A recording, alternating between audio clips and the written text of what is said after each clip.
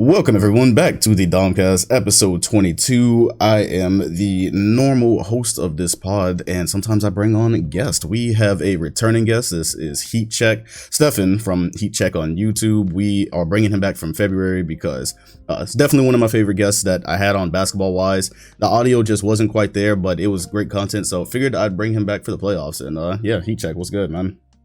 Hey, thanks so much. You're a real one for bringing me back, because after that debacle with the audio the last time, I was like, I'm not coming back to this podcast.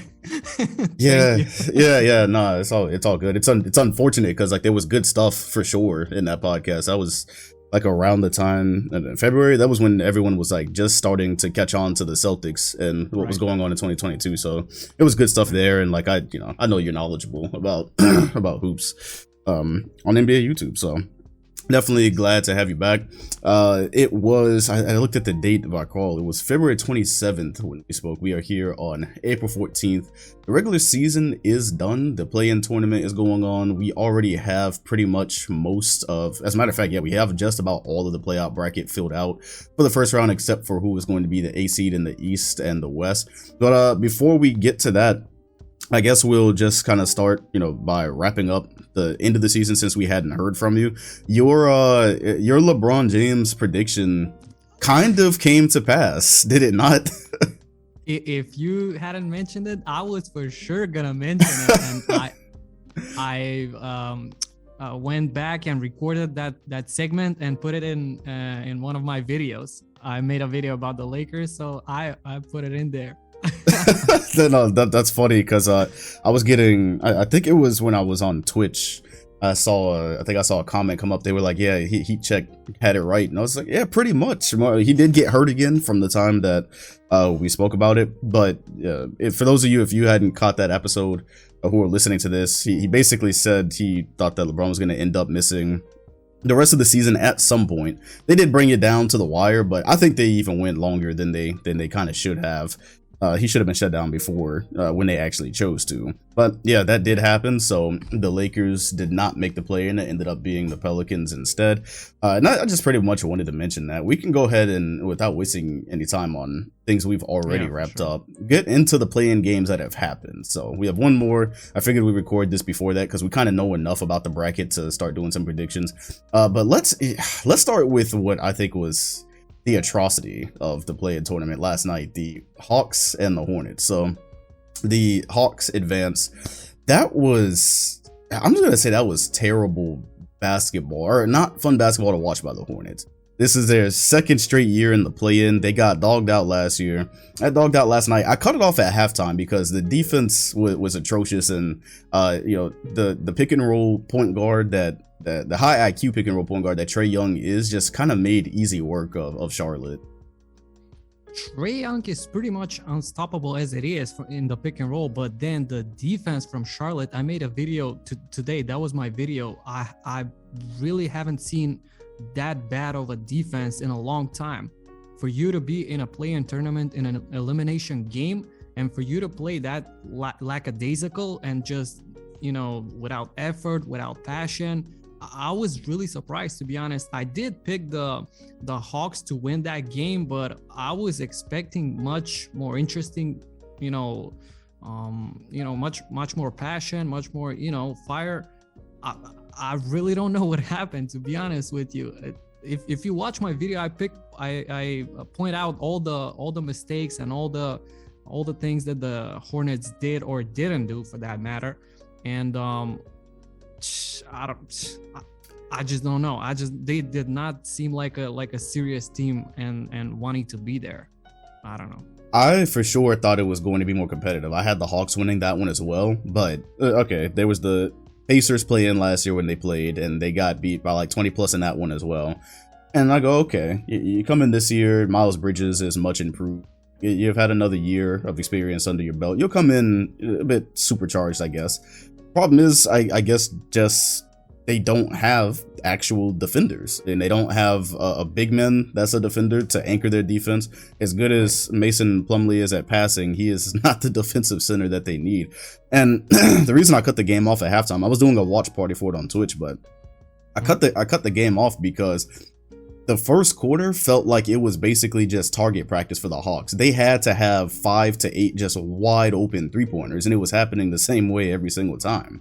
There was that in the first half. There was also a Danilo Gallinari slip for a wide open dunk.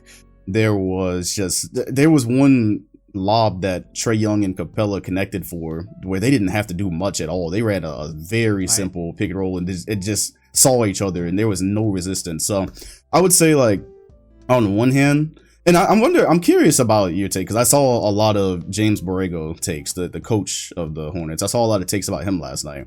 And on one hand, I think it's a thing where, 2 years straight of having your team basically come in and just mail it in for the play-in game, that's definitely something where I look at the coach. But then also I look at the roster for last night's game, and they just straight up really don't have defenders. So how much of a performance like last night are you putting on James Borrego? Because that's immediately where everyone it kind of goes to. Here's the thing.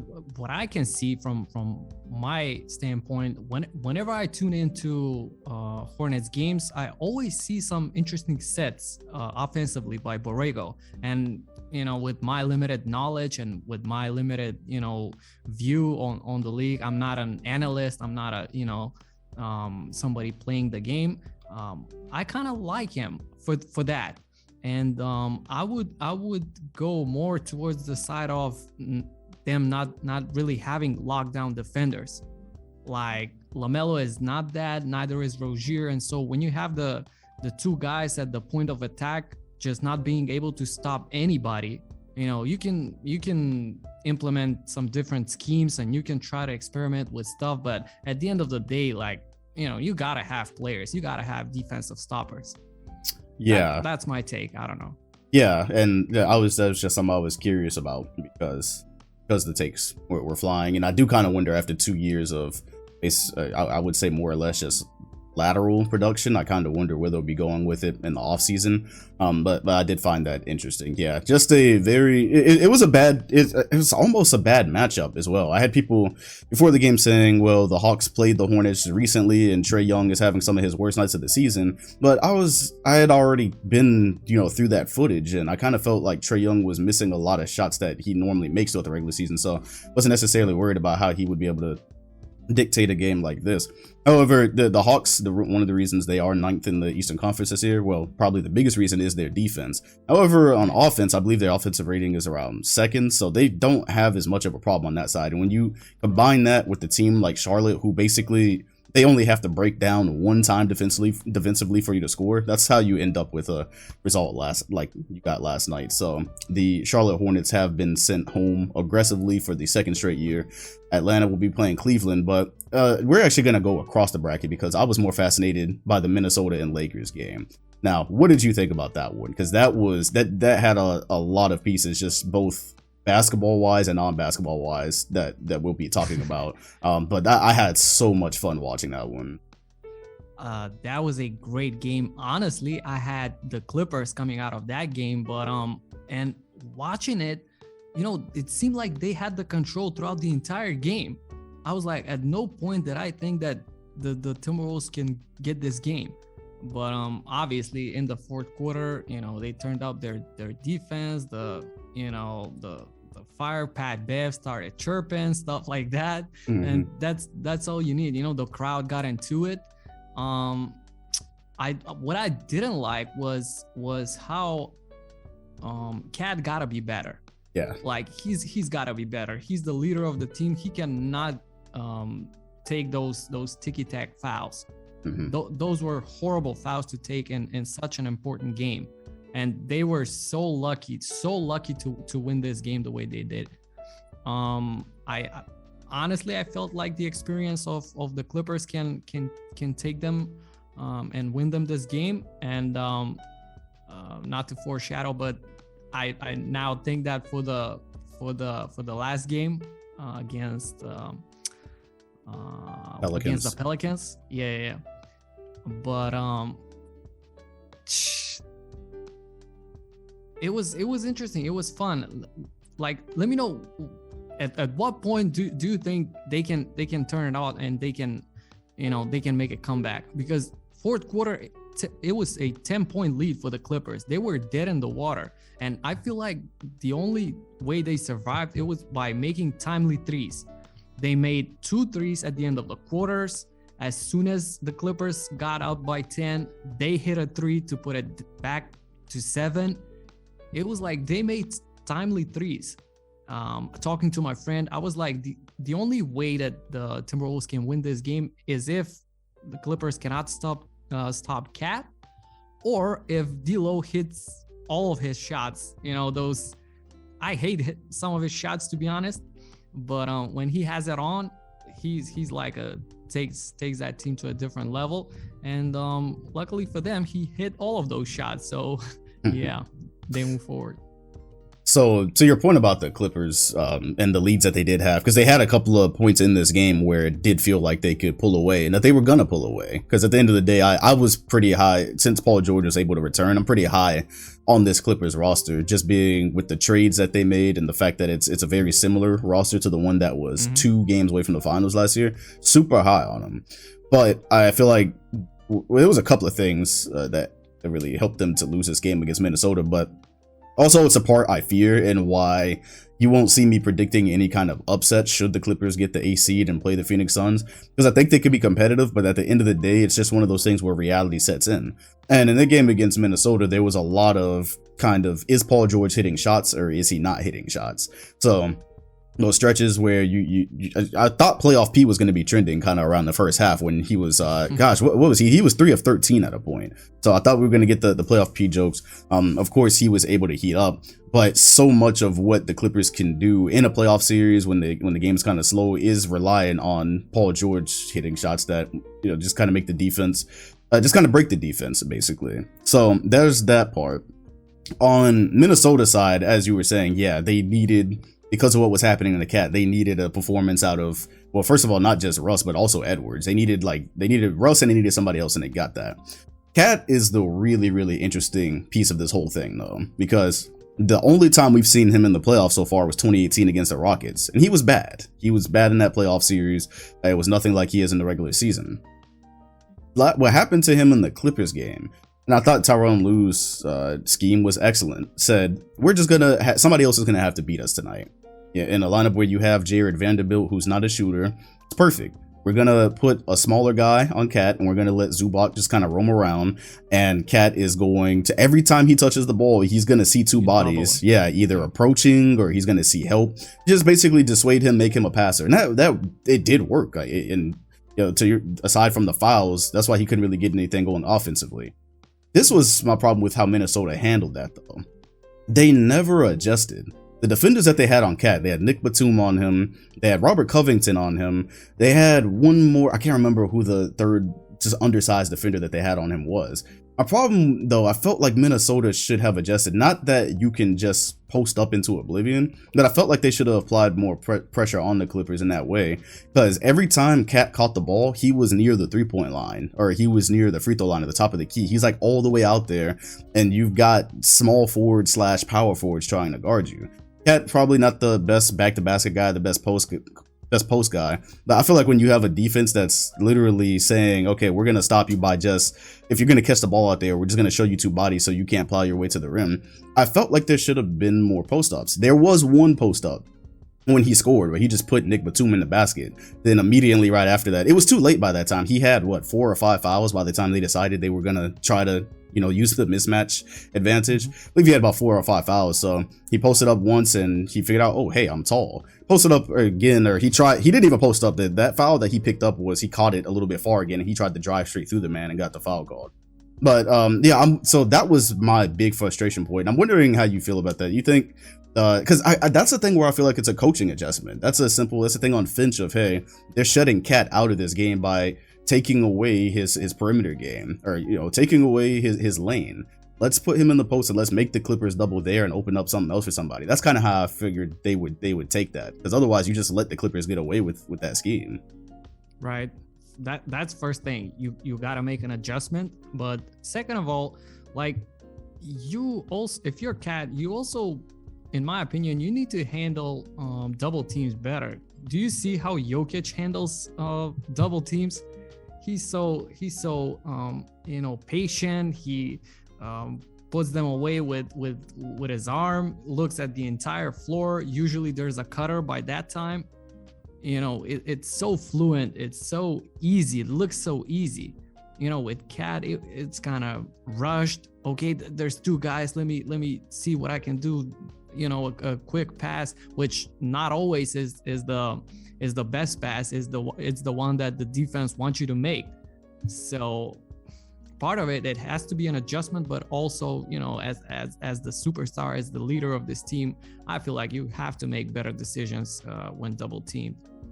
Yeah, 100%, because that was the next move. If they were to make that adjustment before he picked up his fouls and say, okay, Cat, if you have Batum on you or whoever, we're gonna run some sets to have you lower near the basket and you're gonna post. You know a double team is for sure coming then, but if you're a good decision maker, that's how you could go ahead and pick a defense apart. You know, you're gonna be giving up 3-pointers. Like you said with Jokic, you're gonna be giving up cutters. So that is something that I was surprised that they just didn't really try. But to your point, for sure, Cat has to be a lot better come playoff time.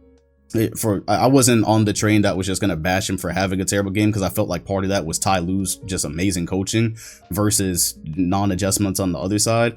But for sure, he's got to be smarter. It's got to be smarter, because some of those fouls he picked up were just like well, this wasn't their elimination game, but that could have put them on the brink of elimination. And it didn't cost them. It didn't end up costing them, because for the moments that he wasn't on the floor, Minnesota was almost better. The fact that there wasn't an immediate guy to double team, I felt like Minnesota was faring better without him than they were with him, being that they didn't, as you said, you know, have him out there just making rush decisions that they wanted him to make. So they were able to escape with that win. Anthony Edwards really just grew up, and he's been growing up all season, but I really compared it to the Ja Morant play-in game last year. That's exactly what this felt like, because I already see Minnesota as a similar team to what the Grizzlies were last year, and Ant took that same type of step. He took command from the very beginning of the game. He took command of it, and so super excited to see him in the first round. To wrap up this matchup, what did you think of the celebrating? Because that's like took over the internet for the rest of the night. What'd you think?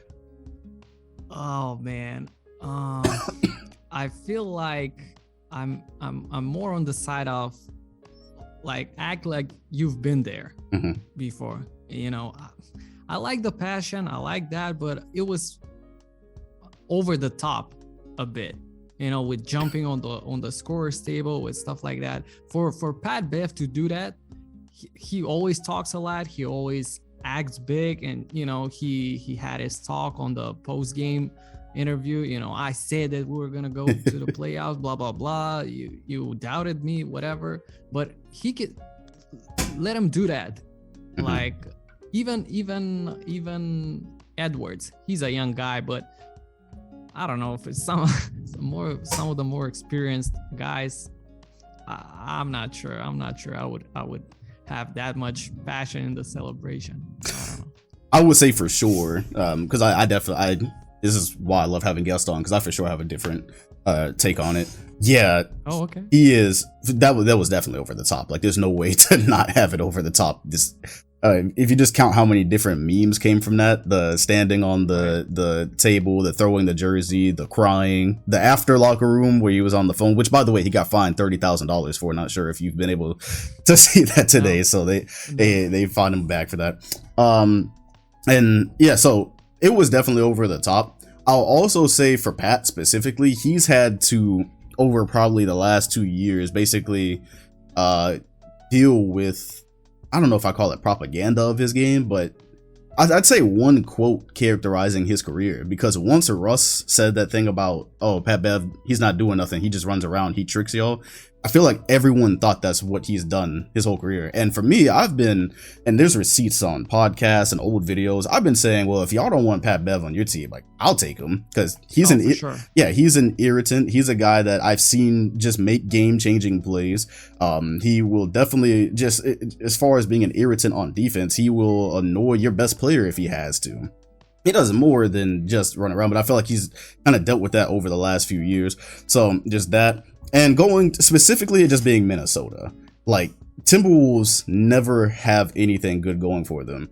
And Pat Bev, of all people, has kind of changed the culture, or not even changed, just given culture to this team. It's a team that goes to the playoffs now once per decade. This is their first appearance of the 2020s. 2010s, they only made it once. Before that, it was literally the Kevin Garnett era. So I get the excitement amongst the fan base. I get the excitement even amongst Pat Bev specifically, because he came in and said we're not missing the playoffs. He came to Minnesota and said we're not missing the playoffs, and they have now accomplished that goal, and they've been a good team this year. I think they were, I say it like a broken record, I think they were worth 50 wins if they could have had some games where like D'Lo didn't miss it or even Bev didn't miss. They were worth 50 games. That's long story short. That's where I stand. 100% over the top. Absolutely hilarious. I love the memes. But I also think JJ Redick had a good point on his podcast where he basically said, people go and say like, oh, they're millionaires, they don't care enough about the game. And then you see a team like Minnesota that cares about what happened in the regular season, and they get clowned for it. I love the jokes. I thought they were fucking hilarious. But yeah, no, they're memes that'll live on forever. So that's what happened in Minnesota, as they now advance to play the Memphis Grizzlies. Wrapping up the play-in. Well, yeah, let's just go back east since I went back west this time. Brooklyn advances in Cleveland. No surprise there.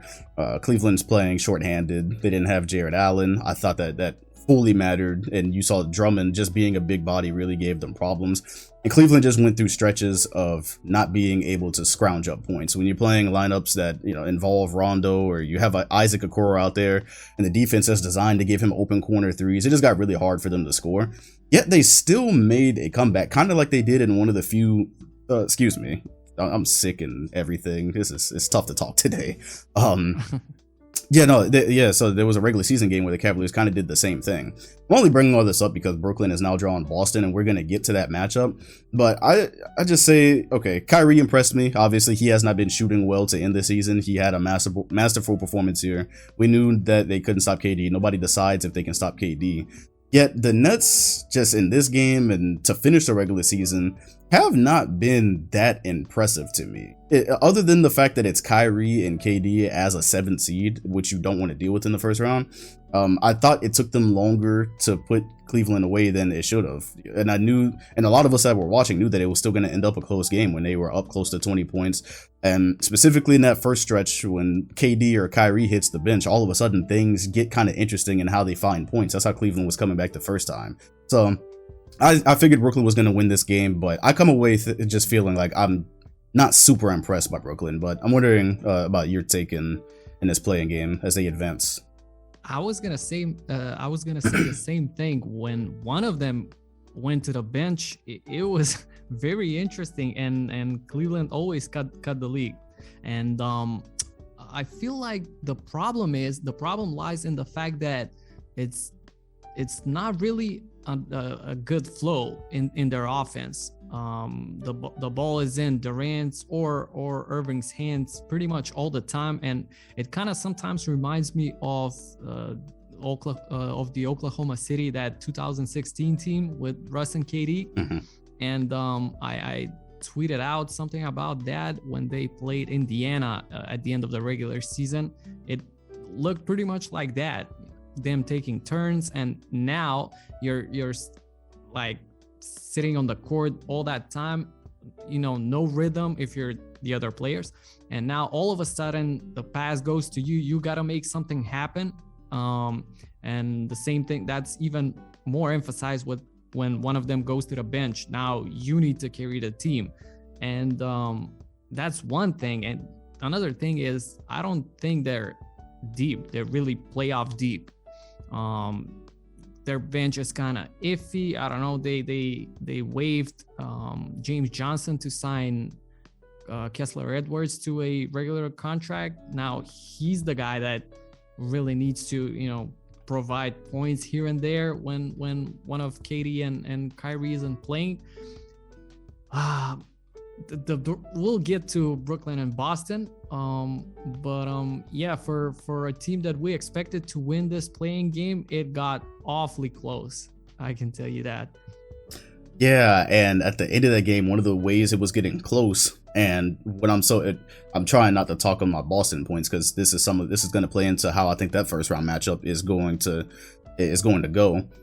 they were able to turn the corner on Kyrie Irving multiple times in the fourth quarter. Guys like Darius Garland, there was a point where they went at him back-to-back plays because Kyrie might be solid sometimes as a team defender, but if it's just straight ISO, you can go at him. He's not that big of a guy, and he's never been a great defender. And so that's a way Cleveland was able to kind of keep it close there at the end. And I feel like that's definitely something that'll end up being exploited, amongst other things about this Brooklyn team, besides them being deep.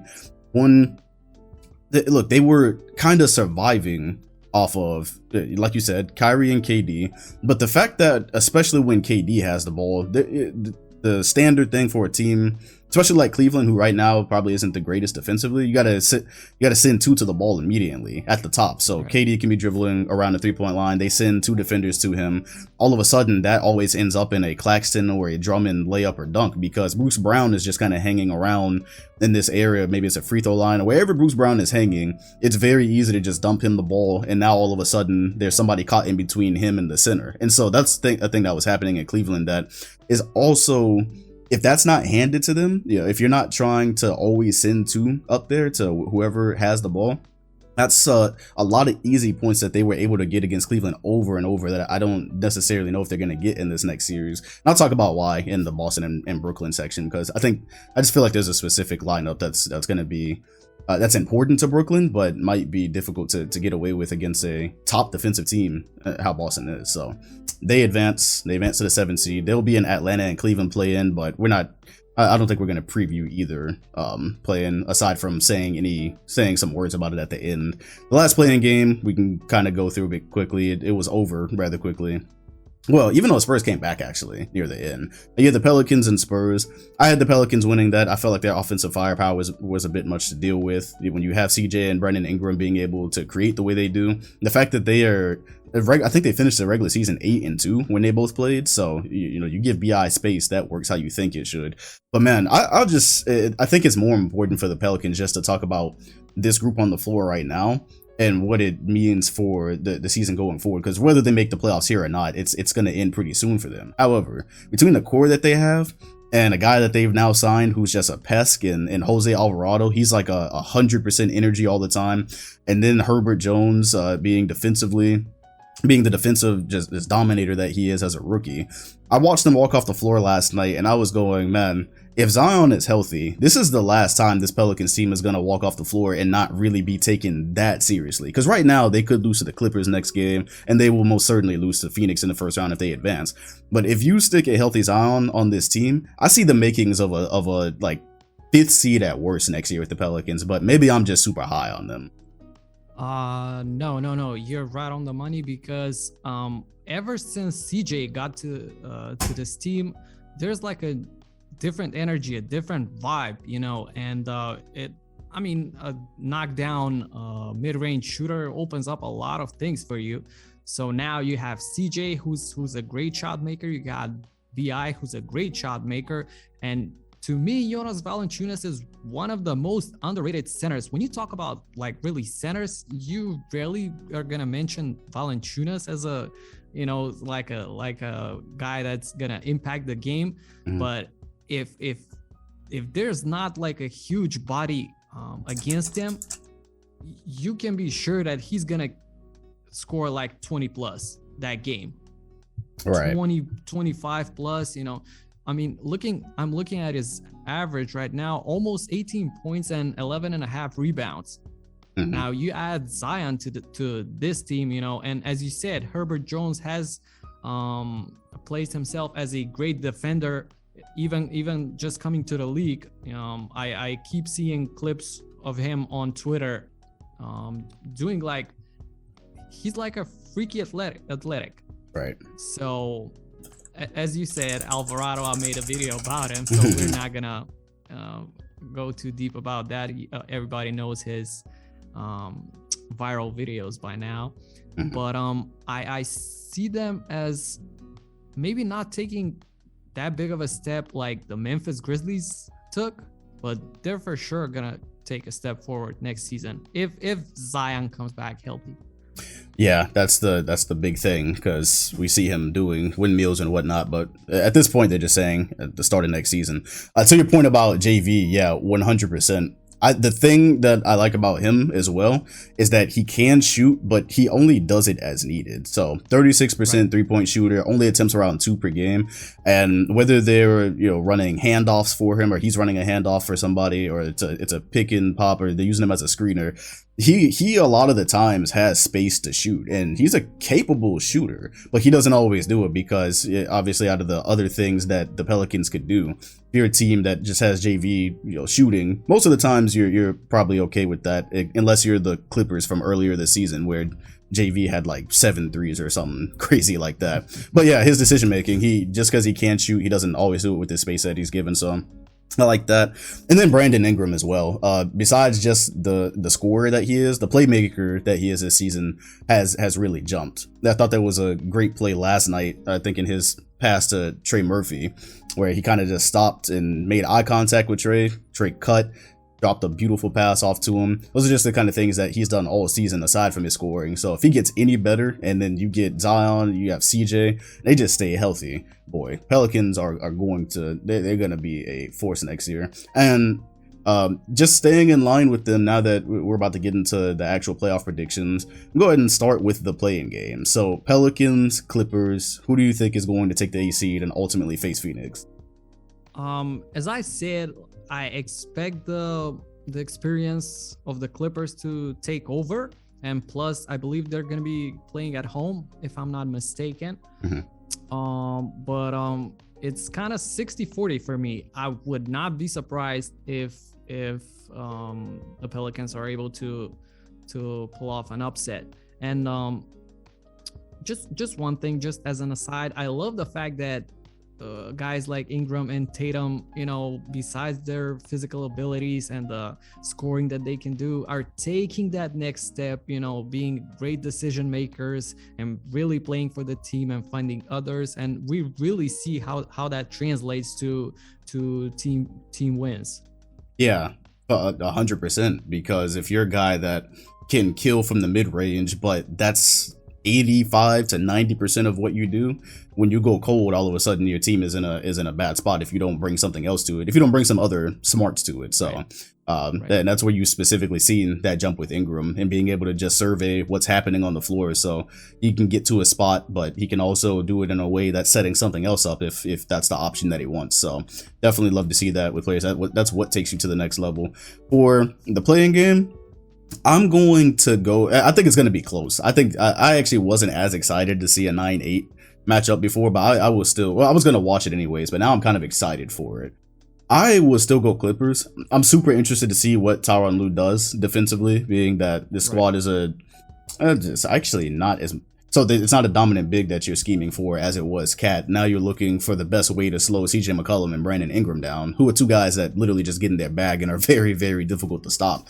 So I'm interested to see what he employs there. I think it'll be close ultimately because I think the Clippers will still run into a similar situation with Minnesota, where there'll be stretches where they just are finding it tough to score, or if PG's shot isn't falling. And if it's one of those days where PG goes for 40 or 45, then probably wrap it up. It'll probably be a wrap at that point.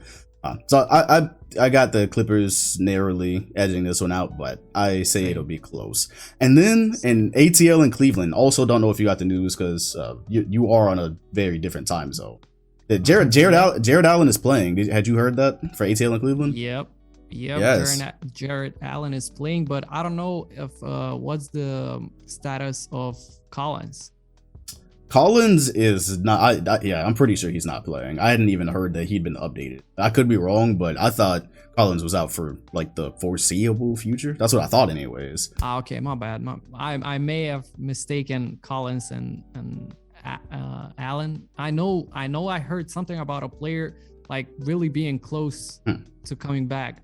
Did Allen got his middle finger? Was that his injury? Yeah, he's fractured his, but but also so did Collins though. Yeah, Collins also hurt his finger as well as something else, I believe. But yeah, not excuse me, not sure if he's gonna be back for this. But yeah, they said Jared Allen is going to be giving it a go. So to me, give it a go means he's not 100% ready, but we kind of need. Oh, and by the way, I just looked at John Collins is ruled out for the play-in game against the Cavaliers. He's not going to play. So how do we see this one going down?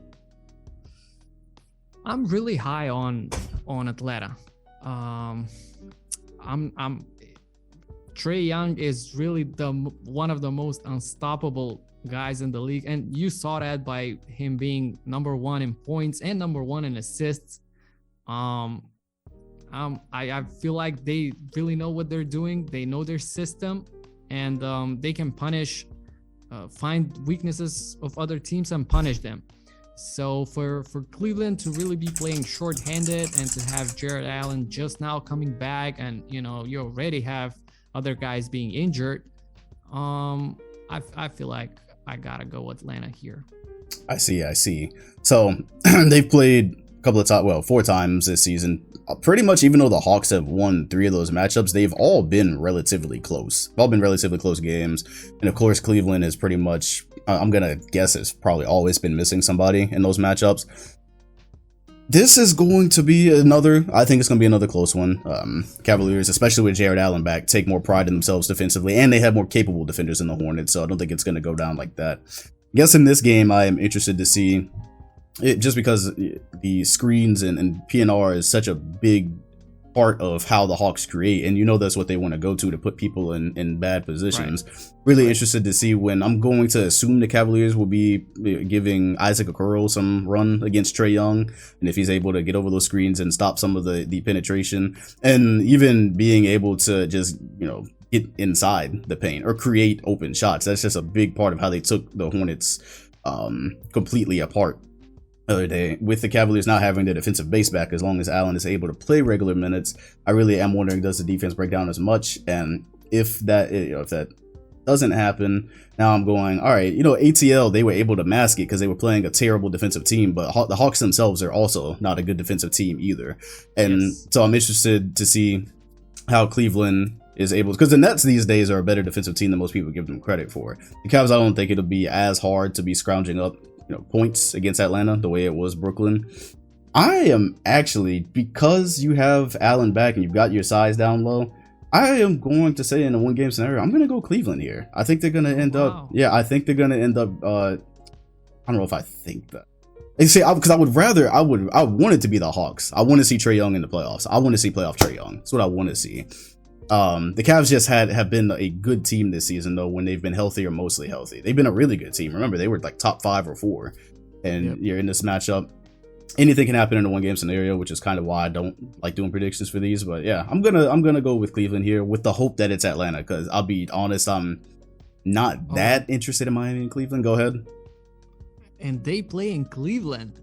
They do. Just now saw this. They are playing in Cleveland. So let's see how off the hook a Trae Young can get, because even last night he wasn't hitting the shots early, but it didn't matter because the Hornets and you were getting other guys open shots. If he starts off slow against Cleveland and other guys aren't getting as many open shots, it's gonna get tough. But I'll go Cleveland pulling that one. And that brings us to the first round, which is all we are going to be predicting. I used to do predictions, and I'll probably still draw up a bracket just for fun, like an entire bracket.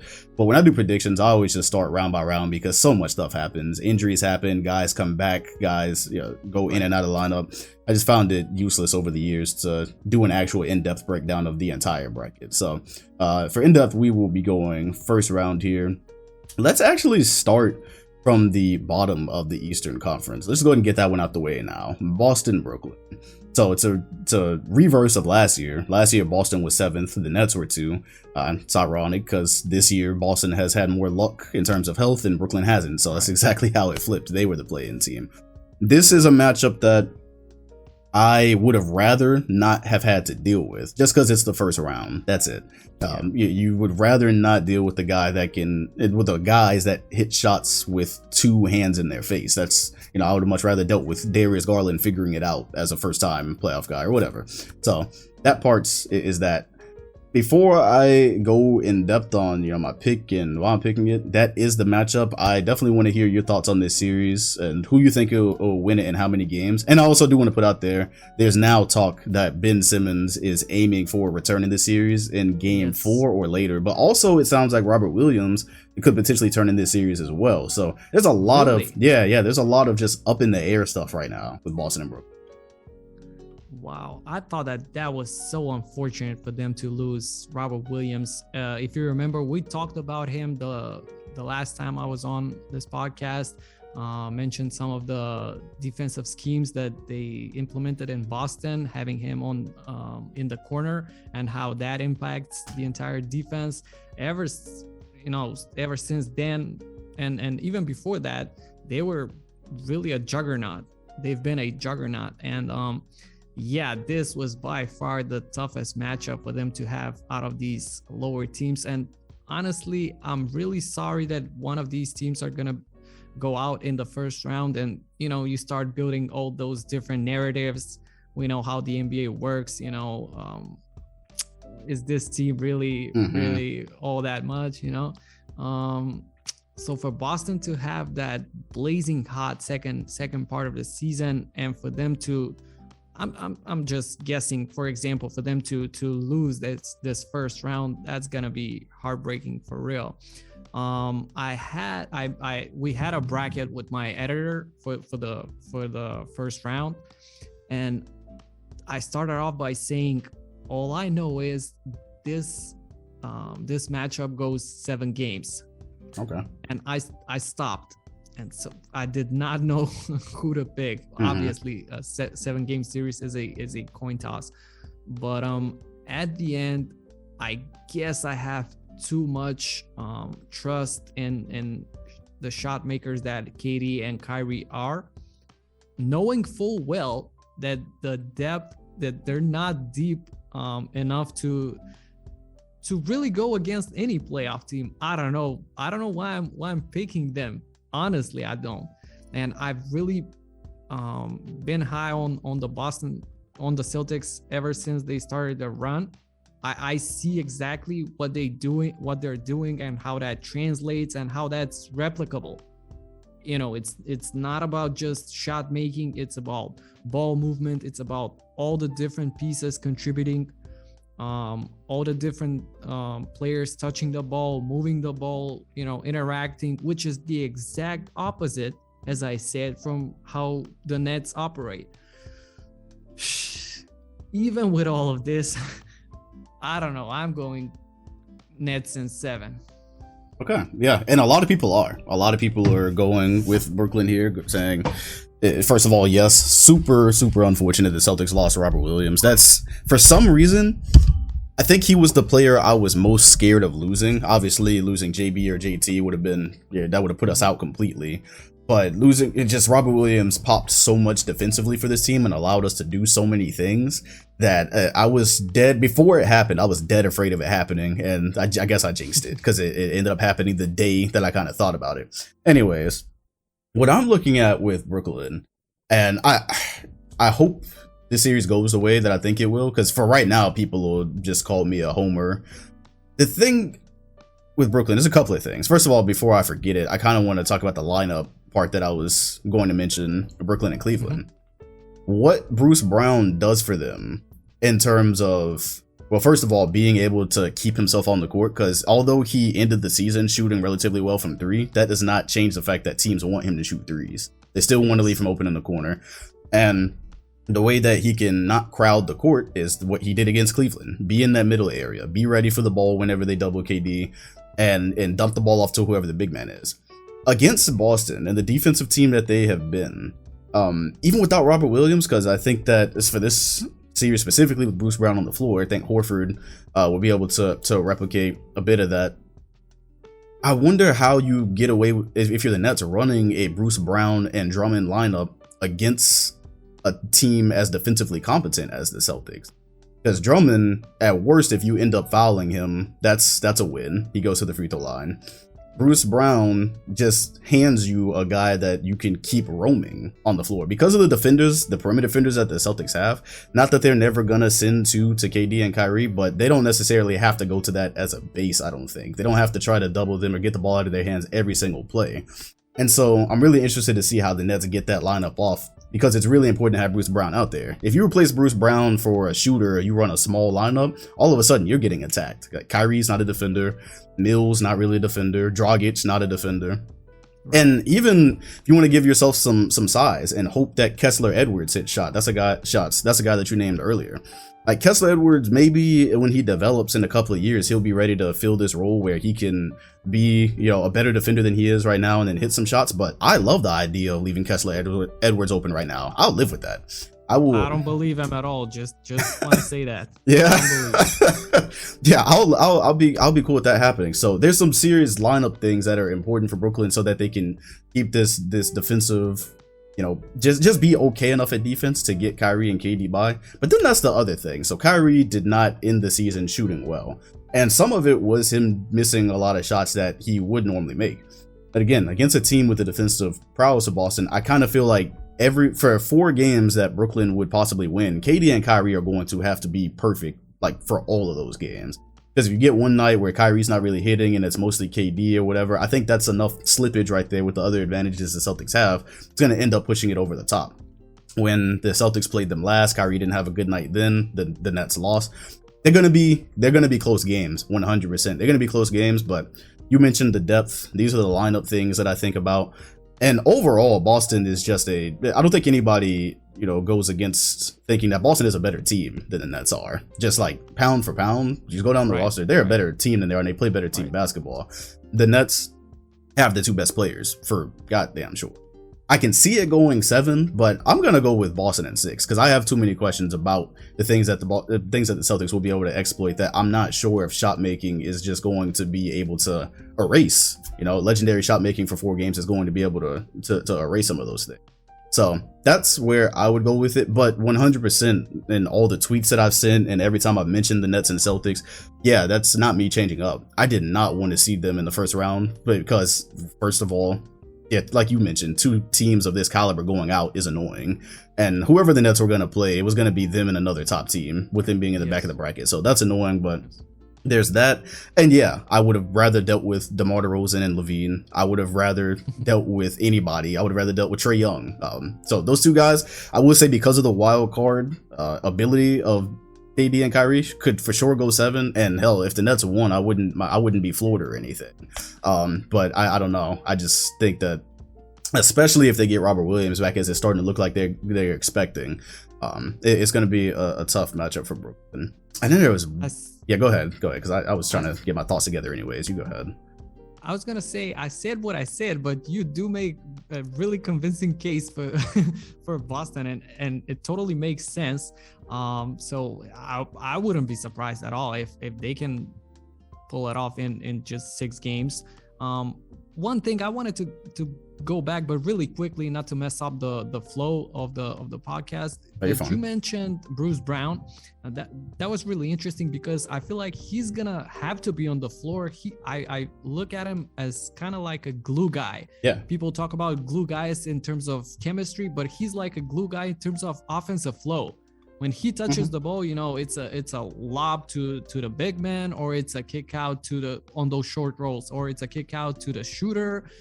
So through him, everybody kind of touches the ball, and there is some type of offensive flow. So he is gonna have to be on the floor for them, and Boston could very well exploit his weaknesses, and his shooting, and we may see.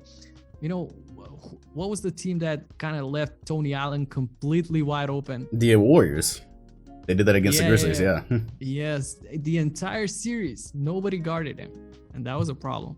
Yeah, and I don't theorize just by the way the season has ended. I don't think that Bruce Brown would be as much of a self-cover as Tony Allen, just because Bruce Brown has showed he can hit some open shots. But yeah, to your point, if it's at a point where, okay, they've done it in game 1 and Bruce Brown was 1 of 4, okay, we live with that. And you live with that the game after that, and then you just shrink the floor more and more depending on how it's going. That could get tough. And like you said, he has to be on the floor. There has to be some place to fit a guy who I'm gonna say in that lineup is their best perimeter defender. Like you got to have him out there, just not because of what he does offensively, because of what he does defensively. What I was talking about earlier with Cleveland turning the corner on Kyrie. You don't think that's something Boston is going to be looking at? Whoever Kyrie is defending, I think they're going to be definitely trying to go at him and putting Brooklyn's defense in rotation. And other guys have been hitting shots. That's the part that I'd been worried about throughout most of the season. But other guys, Grant Williams at this point hits his shots. Marcus Smart at this point hits his shots. Yes. So yeah, as much as Kyrie is going to give you as many buckets as he decides, basically, I am definitely looking forward to, even if the matchup is Marcus Smart and Kyrie, Marcus Smart has, in the games where we've kind of been resting guys, Marcus Smart has been showing some really good scoring nights. So I'm just really interested in this matchup and how Brooklyn adjusts. And if Seth Curry is not making shots, that's another net negative, player to have on the floor, especially defensively. His whole thing is to hit shots. He didn't hit anything, I believe, in the play-in. Right. And so, yeah, that's his function out there, especially on Brooklyn. Yeah, that's literally his function, is to hit shots, which whether he's hitting, it's like the opposite for Bruce Brown. Whether he's hitting shots or not, we will definitely be covering him regardless, because I don't care if he shot 0 of 8 the night before. That's not going to change what we think about him. But yeah, it's, once again, if Brooklyn wins this series because they made a ton of shots, I will not be surprised. But just basketball wise, I can definitely see a clear path to Boston winning. The last thing I'll mention with this series just is the Ben Simmons factor, but I didn't really plan to go in depth on it just because we haven't seen him play in a year. And now he would be inserted into a playoff series where what he does offensively, or where he's at offensively on the floor for this team that he's never played with, is really important, because it's not like he's going to come back shooting threes. It's not like he's going to come back, spreading the floor. So this is a squad where he's going to have to really quick on the fly. If he does come back in game 4, then I have to learn where he's most effective. So for that, I just won't even really say anything, because I don't know if he's coming back, and we've never seen him play with Brooklyn, so I have no clue how they would figure it out that quickly. But same. It'll be a fun series. That will be a fun series. Sure. The next one, I don't think will be. So moving up the Eastern ladder, this is Milwaukee and Chicago. Before we get into that at all, just a light note, because I've kind of covered it on last week's podcast. Do you think Milwaukee angled at the end of the season to get Chicago on purpose, or was that genuinely just not a good time to play their starters? My friend asked me this, and I was like half and half on it. I was like, part of it, if you have a guaranteed spot in the playoffs, on the last game, you kind of rest your main stars, and so they were like, okay, we're gonna rest our players, we're gonna take it lightly, and if we lose the game, that's an added bonus because we'll go against the Bulls. So there maybe was a little bit of that, but also I feel like it was the case of you see what happened to Doncic, and that's like an unwritten rule to always kind of rest your players on the last game.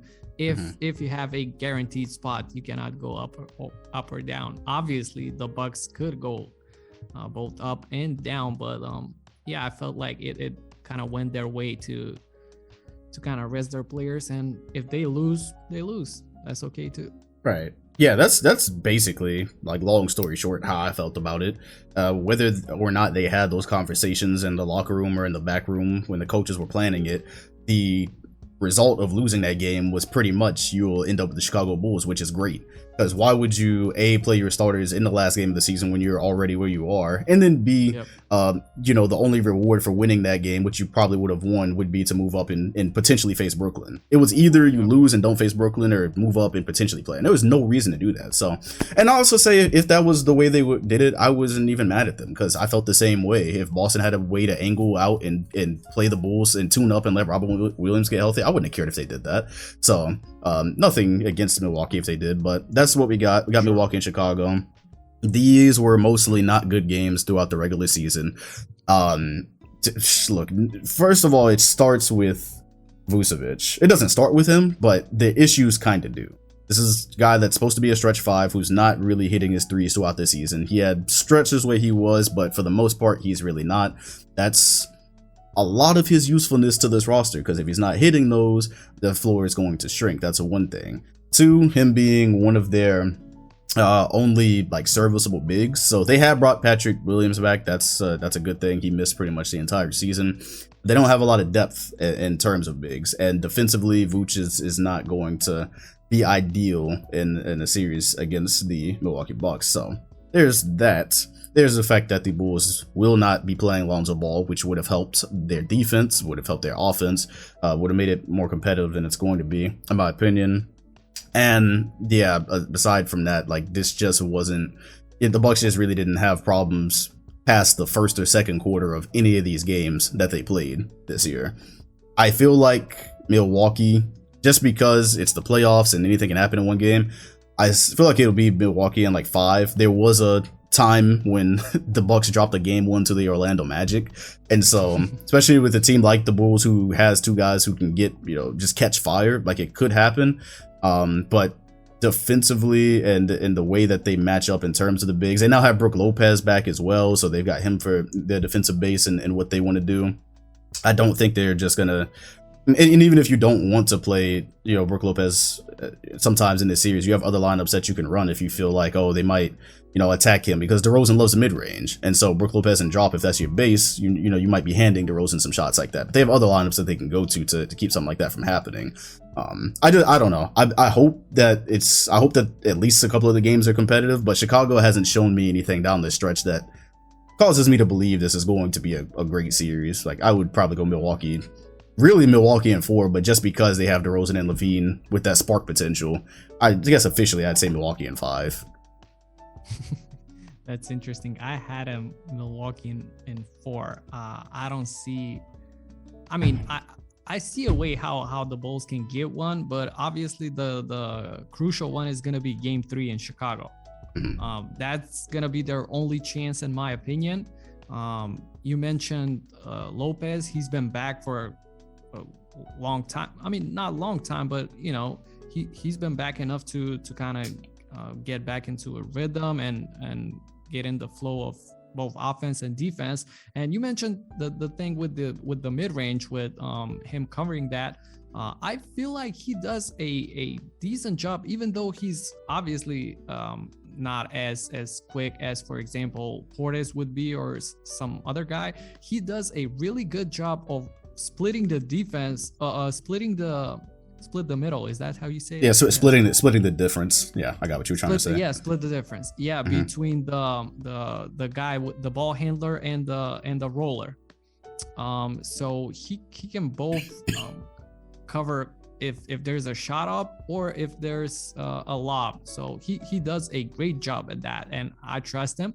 And to be really honest, we can overanalyze this, but at some point the Bucks are the way better team here. If the Bulls could not win, what was their record? 1-14, 1-20. Like, what was that? Yeah, it was something bad against contending teams. It was like almost no wins to a lot of losses, basically. Yeah, and so we can analyze this, but at some point it's about the teams. And to wrap that series up, I will say there's no reason, well, at least in my opinion anyways, there's no reason for Chicago fans to feel like, if this series goes how it should go, no reason for Chicago fans to feel like they failed this year, that their team failed, or that even it was disappointing, because I just always go back to, if you remember what we thought about the Bulls coming into this year, we would have said like 6, somewhere from 4 to 6 probably, with to not overrate them, probably would have had them around the 6th seed. And it took a lot of injuries to keep them down, so I would say they were probably definitely better than where they finished. But this is kind of where we thought it was going to end anyways. Before we came into the year, this was like the season prediction for the Chicago Bulls. So it is definitely disappointing that the injuries didn't let them reach their potential. Their potential was clearly higher than we thought it was coming into the year, but I don't think LaVine is going to leave over the summer. That's a different conversation for a different day, but you should still have LaVine and DeRozan next year. You get Ball back, maybe make some adjustments to what happens in this series to see how far you are from actually being a contender, and then bring it back. God, I'm really writing the Bulls eulogy right here, and the series hasn't even started. The series hasn't even started. Let's move on, because like it hasn't even started yet. Let me give them that much respect. The 4-5. Okay, this should be much more fun. Toronto nearly won 50 games this year. Not a very deep team, but Nick Nurse has made that work. Potential rookie of the year in Scotty Barnes. Fred VanVleet made the All-Star team. Pascal Siakam, I'm assuming, is going to get probably 3rd team All-NBA. And Toronto is employing just a very interesting group of guys with a lot of wingspan, and for some of the positions that they play, a lot of height. I find that interesting in this series against the Philadelphia 76ers because actually, the last time you and I spoke, James Harden and Embiid had played only a couple of games together, and it looked pretty good. However, since then, James Harden, shooting wise and just offensively, mostly shooting and scoring, has not been great. There's a drop off from where Harden was to where he is right now. Every time you either watch a game or look at the box score, it's 4-14, something crazy like that. And when you see what he's actually done in these games, struggling to finish, like he's struggling to blow by guys, he's struggling to get up, and when fouls don't get called, that's basically the end of the line for him offensively.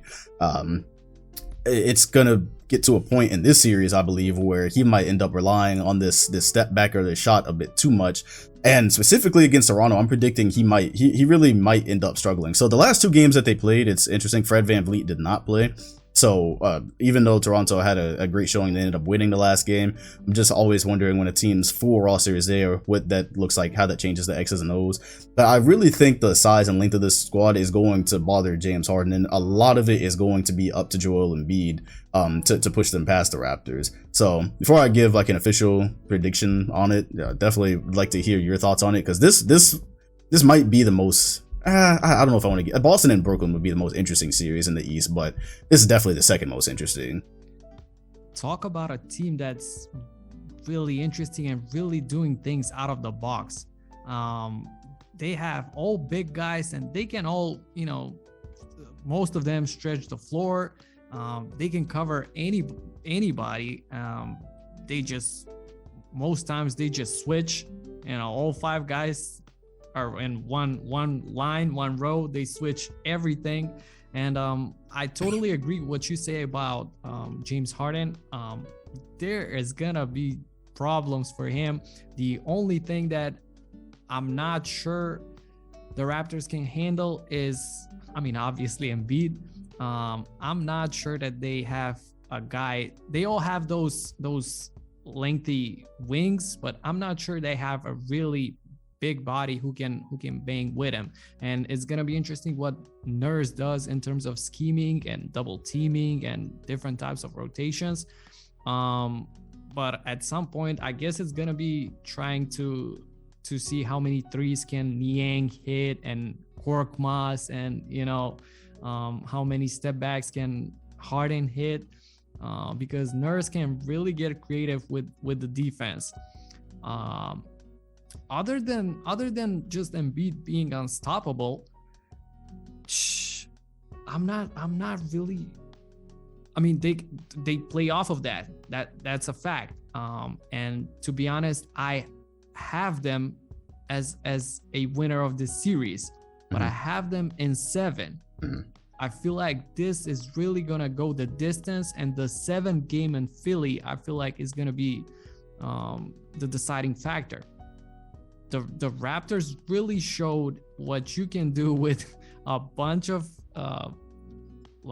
really long and really athletic bodies, and the addition of Barnes was just perfect for them. It really came in perfect for that team. He fit in really nicely. Fred is having a good season, and my guy, the shooter, what was his name? I'm blanking right now. Junior. Can you help me out? I'm trying to get a name too, actually.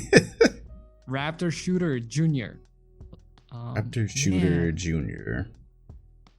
I might just start. Gary. Oh, okay. When you were saying Junior, that was throwing me off as a first name. Yeah, Gary Trent. There you go. Yeah, Gary Trent. Yeah, Junior immediate. I was thinking of Junior as a nickname. My bad. Yeah. There's an all-time high in juniors in the league. Have you noticed that? Just as an aside, I actually hadn't. Porter, Kevin Porter, Otto Porter. Oh yeah, sure. It's always the Porters. Yeah, always the Porters. Then you got Trent. Whatever. I have them in 7 games, and it's gonna come down to how many threes can the shooters really hit. So yeah, that was actually my prediction. I had Philly in 7. I think this one will go the distance.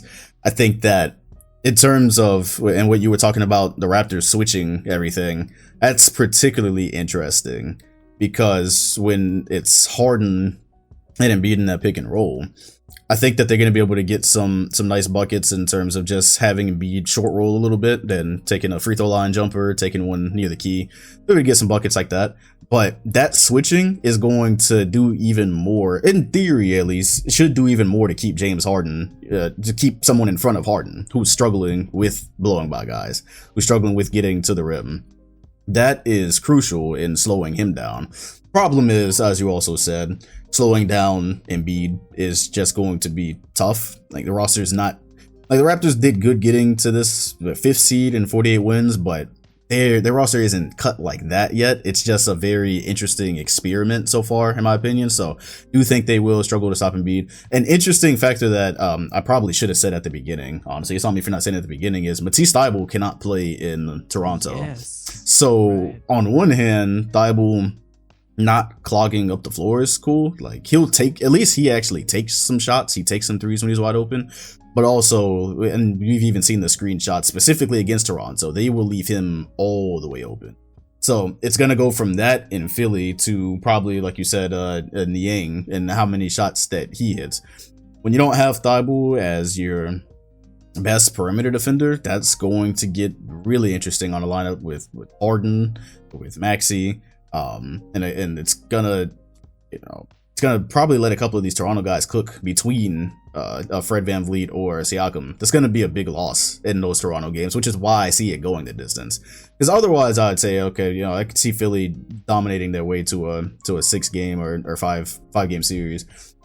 When you factor that in, that is going to make this interesting. And I'm just so interested in this series to see how James Harden, how he does.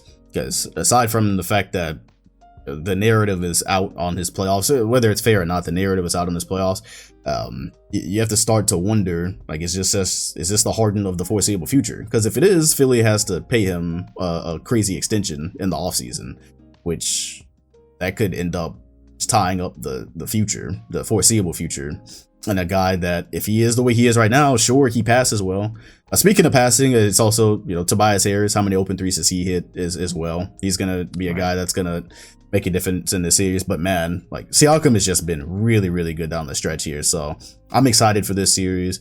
Nick Nurse versus Doc Rivers is going to be really interesting. And I don't think Doc Rivers is going to give DeAndre Jordan playoff minutes. But there exists that chance, because he got really mad when somebody asked him about DeAndre Jordan minutes last week. And DJ just does nothing for you defensively. And he's just, he's the biggest body you have off the bench pretty much is it. So I'm wondering how he handles that in a lineup of guys that are basically all wing size, like tall wing size. Do you justify putting DeAndre Jordan out there for that? And then that gets real interesting, because DJ, unless you just go straight up on him, he's a free bucket in terms of involving him in activity where he actually has to move. So Philly and Toronto is going to be fun. Yeah, go ahead. What do you think the matchup is going to look like for Embiid? Like, I know there's going to be a lot of doubling, a lot of rotations and stuff like that, but what do you think, who's going to be on him, like, provisionally, let's say? I would assume, like, and tell me if I'm missing another name here, but I would assume, just as like the name, a Kim Birch probably. That's where I was going. I was gonna ask you, is he gonna have extended minutes? He doesn't play a lot for them, but is he gonna see extended minutes just because of not really the size or the height, but more the body type that he is? He's a lot thicker, I would say. Yeah. And that's where it's going to be interesting to see how Nurse mixes it up in terms of lineups. Because like you said, there's 100% going to be a lot of doubling, even if it is a Kim Birch. Embiid is not Karl Anthony Towns. Embiid will see a guy that's not really made for that and will go at him and will, go to an array of moves. He's not just going to catch the ball at the 3-point line and be passive. That's not Embiid. So there's going to be doubling regardless. But I think pending how that's working in terms of Embiid decision making and passing, and depending on who's hitting shots or who's not hitting shots for the Sixers, that'll end up determining whether Nick Nurse just goes, oh, okay, well, let me take Kim Birch out of the lineup and go, I hate to call it small with the guys that they have, but yeah, like a basketball-wise smaller lineup and just mix it up that way. It'll be mixed up for sure, but the Raptors, to the point you're probably getting at, they don't really have a 1v1 answer, which nobody does for Embiid, but especially Toronto, they don't have a 1v1 here, which is why they're at a disadvantage, like coming into the series. However, man, the frustration, if Harden is just having a terrible series, the frustration is going to set in. And like you said, that game 7 at Philly, knowing what happened last year and knowing the pressure that's on Harden and Embiid to figure this out, and the pressure that the organization is under to make the right decisions over the summer. Yeah, if they got to a game 7 in Philly, boy, that pressure might give you a James Harden classic in a clutch game. So, and we talk about the narratives, you know, it's a bummer that there's going to be narratives for Boston or for Brooklyn. If Philly goes out in the first round, wow, the media is going to kill that team. Yeah, no, there will be hell to pay. Like if Philly goes out in the first round, and that would just be brutal considering the last 2 years, because this is, you know, going out against Atlanta was not really acceptable and it wasn't supposed to happen, but that was a really good team. And then in Toronto, this team is just, they're good, but they've really scrapped their way to this point. And like knowing what the general consensus is on Doc Rivers already as a coach and what people think about Harden, oh yeah, this will be very bad. Like Philly can go out in the second round. I feel like people would understand that, but you go out to Toronto in the first round, man, that will be a very interesting night for NBA lore. Well, that brings us, because we're not really going to do the, like, Atlanta or Cleveland has to advance. One of them will play the Miami Heat. I got you. Not really. I don't really have a prediction set in stone yet, because I think Miami is going to beat either of them. I would say I think there are some things Cleveland could do defensively to be interesting with Miami. But I would honestly, and even it would be a lot of fun seeing Trae Young against Miami as well, but I don't foresee any kind of upset there. Miami should be able to handle either one of those teams, in my opinion. Yeah, so we'll see what happens when that happens. But if you're a viewer of the podcast, just know I'm selecting Miami to come out against either of these teams, and don't need to really do a breakdown for that one. The 1-8 matchup is always the one that's just kind of like most years, it's whatever. First seed is going to get out. All right, the Western Conference. So, wow, my mic just did a backflip. Can you hear me still? Yeah. Great. All right. So Memphis and Minnesota. Now, this is great because I've been, and I said it a little bit earlier in the podcast, but I've been drawing parallels to Memphis and Minnesota a lot of the season, just in terms of having that young guy that to me seems ready to take off in Ant and becoming an MVP type player. Is that, and the fact that this team, they've been good this season, but not contender level. That's that's where Memphis was. That's roughly where they were last year when they played their way in and they beat Golden State. Although I think off the top of my head, Minnesota might be a little further along than even they were, because I didn't see Memphis doing what they did this year. However, now they're meeting via the same way we said Minnesota had to win a playing game, just like Memphis did last year. And their games, for the most part, have been competitive throughout this regular season. Memphis and Minnesota have. This has been an exciting matchup. I will say that I got a bit, and Cat has posted good numbers against the Grizzlies all year, so it's not the same scenario, but just knowing that it's the playoffs and already having a taste of playoff Cat so far kind of discouraged me a little bit, just because I felt like the Clippers just had to draw up a scheme that discouraged Cat, and that was basically it for him. He got frustrated, he fouled a lot, as we talked about earlier, and there was never really an effort in that game to get him going until it was kind of too late. With this being, so Memphis, I don't think they won't have the same strategy, and obviously you're running Steven Adams, so I don't think you're going to be putting one of your smaller guys on Cat and double. I'm not sure exactly how they're going to handle it, but I will say, just basketball wise, like, I'm interested mostly in how they'll be going at Ja Morant. Now, Ja has not really shot it well against the Timberwolves throughout the season. However, he has distributed very well. And it's because in a lot of the games that we've seen them play, Ja is going to get a screen. They're playing Cat really high on those pick and rolls. And so either, there's opportunity for Ja to split it, but what it really does also is opens the whole floor up for everyone else. It opens up opportunity for him to be more of a passer, to kick out to the 3-point line or to kick to a cutter. He can really get going. He can really get the rest of his team going early on. So even if he doesn't, they haven't necessarily needed him to shoot that well to win some of the games that they have won. So I am interested in that. Grizzlies are, in my opinion, still good, definitely going to end up winning the series, but I think it'll be a close, even if it turns out that, like, let's say Cat has a bad series and Ant and Russell aren't able to, to carry it the way they did in that one game.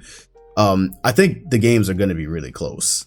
I still think, despite what happened in the regular season, I have Grizzlies in 6 at most, and my original prediction was 5 for them, honestly, because I'm really not motivated by that Cat in the playoffs. I know he's gonna be hanging around the 3-point line a whole lot. I know they're gonna be running some pick and pops to get him going. They're gonna be trying to get him open threes. But if it's not a great performance from him, they already had a significant advantage of a team that has so many different ways to get going. That's the thing. Memphis, it doesn't have to just be Ja. It can be pretty much anybody. So those are some general thoughts on that series for me. Thing is, for Cat, this might be a better matchup, to be honest with you, because having Adams on him, him going out to the 3-point line and stretching the floor, it's gonna be easier. And Adams is mobile, but not the best outside defender. He's not gonna cover all the way out. So this is gonna be, I think, a favorable matchup for him. And I had the Grizzlies in 6. It's not at most. I feel like that's a nice decent number of games, 6 games, and I'm here for the Pat Bev versus Ja Morant battles. Oh, facts. Baby, big facts. Before we get on to another subject about this series, let me add, just to your point with Adams and Cat, do you think there's a chance, because obviously Jaren Jackson has had a monstrous defensive season. Yeah, do you think they put him on Cat, and then we know the Wolves are probably going to be running Jared Vanderbilt, so that gives you the opportunity to let Steven Adams, just kind of, I'm not sure about Steven Adams the roamer, but it does give him the opportunity to not really have to stick one guy. If they have Vando out there, you let Jaren Jackson chase Cat around, so you don't put Adams in a bad position. Honestly, that was a great point. Like a great point. I haven't thought about that, but that was a great point. And sure, they might do that. Jaren Jackson Jr., another junior, he's been like an all defense type of player this season, and he can go against pretty much anybody. Nice body type, nice quickness. His instincts are good defensively. So again, great point by you. They for sure can throw that at him. Yeah, I will say the thing that is in favor for Cat, and to your point, it is a better matchup. It is in favor for Cat that he probably won't, and especially not all series, he probably will not just be seeing a double or a blitz every single time he catches the ball. And so don't let that one game make everybody forget Cat is a pretty monstrous offensive center. So if he's able to actually put the ball on the floor and get to the rim or get by a Jaren Jackson, which is tough, but I've seen it done before. He has done that before. If he's able to do that, there should be more opportunities. And that's what a lot of this series being competitive will hinge on, is Cat is aggressiveness. He doesn't really take what they're going to give him. Because when you're not being doubled every time and you actually have some lanes, all right, I need to see him get his regular mid-range shots up, or his regular shots near the free throw line. I got to see him get those up. I see him take 1 or 2 dribbles to the basket and try to create something. A lot of things that we just didn't see against the Clippers because it was much tougher. If Memphis gives him those things, 100% got to take him. And this is only his second playoff run, so we've only had 1 in the play-in game. That's kind of discouraging me, but let's see where they go with him there. And I was wondering if you had any thoughts on the the specific like pick and roll. Well, pick and roll defense is interesting for both of those teams, though, right? Because on one hand, it is the thing about playing cat high against a Ja Morant, and either some plays having him split or having him pass. There's that, but then there's also Ant and D'Angelo Russell on the other side that are going to be trying to get Steven Adams involved as well, trying to get him out of the paint. And possibly creating open shots for themselves. So there's going to be a battle on both sides with that, trying to gain an advantage. But in the end, regardless of how either one of those turns out, I'd be severely disappointed if Memphis lost it. I think it's going to be an interesting series just because there's still, even though Memphis has gotten to the second seed, it's still two really young teams. Minnesota's young, Memphis just got here, and Ja are two of the most exciting ever. So I get why people are hyped for it, but I was gonna say, I feel like that's why we're hyped for this series. That's why we see it as an interesting one. Both teams are young, up and coming. They're feisty, and they're going against each other. So, to your point about the pick and roll defenses and coverages, I feel like you mentioned Ant and D'Angelo. I feel like on their part, it's gonna be the decision making. Once they're in the pick and roll, seeing what the defense gives them, the decision making by them, we know they're kind of trigger happy, and they're gonna have to make good decisions out of the pick and roll in order to punish Memphis, which is gonna be a tough task. And I feel like for Ja, I'm not sure if there's a defense that can stop him from going to the basket. Like I believe he finished number 1 in paint points as a little guy, as a guard, which is crazy. And every time I see him, like whenever he puts his head down and decides to go to the basket, whether it's through the pick and roll or just by him driving all the way down there, I'm not seeing a defense that can stop him going to the basket, and that's gonna open up a lot of opportunities for Memphis. Yeah, I will say, excuse me, I will say that just in the times that they played, the Timberwolves, they've got some things that they can do in terms of making life tough for him. That's why he didn't really end up shooting that well in the matchups that they played. You're going to have Pat out there fighting as hard as he can over screens, being as irritating as he can.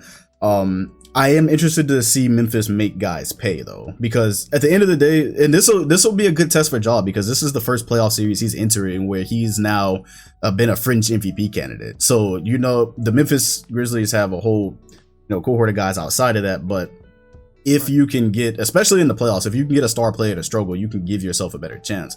And so I'm interested to see other guys on that team make Minnesota pay when, if there's a screen being set and Ja looks like he wants to, come off the left side of it, or, speed boost or whatever, is a Jared Vanderbilt or whoever else going to be maybe trying to help, over a little bit, cheat over on their guy, who then could be hitting threes on the wing or, wherever they are on the floor. So that could get... You cannot cheat off of Desmond Bane. Yeah, that's the thing. That, again, that's the tough part, right? There was some tough possessions for Ja in the regular season that just made him pass, but also, especially with the season that these guys have had and the confidence that they've been able to build without Ja Morant on the floor, like for 22 games. Yeah, right. The cheating over, I think they're going to try it, and I don't think it's going to work that well. And also, if Ja's having a tough shooting night, both Desmond Bane and Dylan Brooks have proven that they can score doing more than just spot up shooting season. So it's not just about them hitting open shots. They've both, used screens. They've both taken a couple of dribbles to the free throw line and shots. So I think overall Memphis is going to be too deep.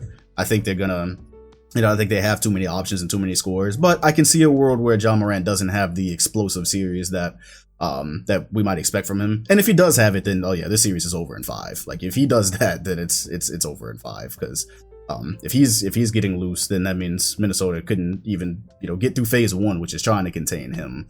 And I'm still excited regardless. So Can I just say something? Yeah, go ahead. Yeah. So sorry. No, you're good. You're good. Speaking of Desmond Bane, he's getting no love for most improved player, and he is my pick for that award. I know we talked about maybe doing awards. I was like, nah, I don't feel too confident in doing all of those. But for most improved player, I just don't understand why he's getting no love for that. He literally made the biggest jump in terms of scoring, and then he's scoring at a great efficiency. So I don't see what's the point. I can actually tell you exactly why, and I agree that Desmond Bane has taken one of the largest improvements. But the reason that the love hasn't shown through as much for him is because he's playing next to Ja Morant, who people have also wanted to call most improved this year. And since Ja is flashier, and since he's in the MVP conversation, Desmond Bane gets absolutely just no. I don't know if he gets no recognition. I've seen people give him recognition, but yeah, he as far as most improved player award. That's why he should be in the front runners, in my opinion. And for him to barely be talked about, I don't know. Yeah, and so there's who else do we have? So there was that. This is why Desmond is getting no love, even though I agree with you. He definitely deserves some of it. Ja, with being his teammate next to him. Darius Garland coming in to make an all-star team with the season that Cleveland had. And then who I actually think is going to end up winning it, who also felt like he wasn't getting a lot of love, Jordan Poole with the Golden State Warriors, being that he was in the G League a lot of last year. He spent some time in the G League, and now he had been asked to carry a lot of the scoring load without Steph Curry. And even before that, he had improved so much coming into this season. So he's getting a lot of love. It's a tough thing, but I agree with you. Desmond has definitely been slept on, but I can see why. It's a crowded field. It's so crowded, in fact, that when I've been naming these guys, like I probably name if I a case for everyone. Yeah, like if I bring a most improved player segment up on the podcast, I'd normally end up naming guys. I probably end up naming one or two different guys every time and forgetting somebody major like a Jordan Poole, because doing awards off the top of my head, I hate it. Right. All right, moving on. Next series, Golden State and Denver, which, by the way, they have said today, if Steph Curry doesn't have any setbacks in practice, he will be ready for game 1. They will be going against which I'm pretty sure by now is the MVP of the league, in Nikola Jokic. No Jamal Murray, no Michael Porter Jr. Yet, the Nuggets have played Golden State well this season. They have played them well, and Jokic, being the big man, the generational big man that he is, gonna be fun because Golden State didn't make any moves to address their lack of size and their lack of bigs. It's down to basically Kevon Looney and Draymond Green defensively in terms of their big guys. Still, obviously, just as Denver has for the last 2 years now, probably fighting an uphill battle just because of the health, just because the options of guys that you need on the floor next to Jokic also aren't amazing defensively. Like a Bones Highland is not really good on defense right now. Will Barton. But you also need to have, especially like down the stretch in the season, Bones Highland, what he's been able to do offensively, you kind of want to give him some burn if you can. So it's gonna be tough, even matchup wise. I'm really interested to see how much Golden State Warriors make Jokic work, because we know, just like the regular season, he's gonna have to do everything for this team offensively, whether it's creating stuff or whether it's scoring. He's gonna have to do it all. Then on the other side, if the Nuggets, it's gonna be interesting to see if the Nuggets can keep him out of pick and roll and chasing around guys, like not even chasing around, but helping or just kind of holding while Steph comes off the other side of it, or Clay. It's gonna have to do all that on the defensive end. It's a tall order. It's a really tall order, and yet I still think the series will be competitive because Denver has proven that they can play with them. But Clay is also back too, so that's something to consider. Were all the games without Clay?